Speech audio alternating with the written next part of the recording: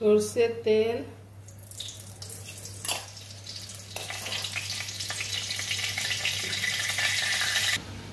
কাঁচা লঙ্কা, শুকনো লঙ্কা ফোড়ন,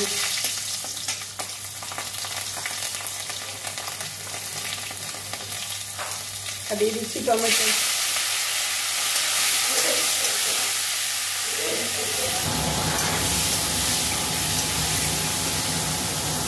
পোস্ত বেটে নেব, আলুটা সেদ্ধ করা আছে দিয়ে দেব,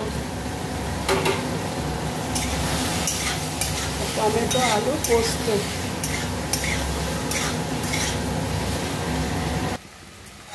টমেটো কষা হয়ে গেছে, টমেটো আলু, এবার আমি পোস্তটা দিয়ে দেব। পোস্তটা বেটে নিয়েছি, ঢেলে দিচ্ছি, সামান্য জল দেবো।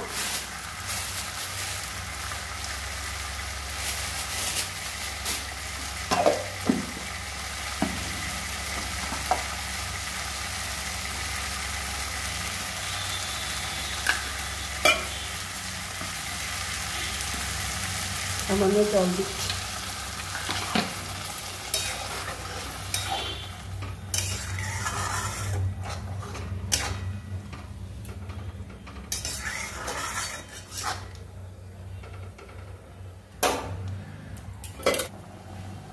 চিনি দিচ্ছি 2 চামচ।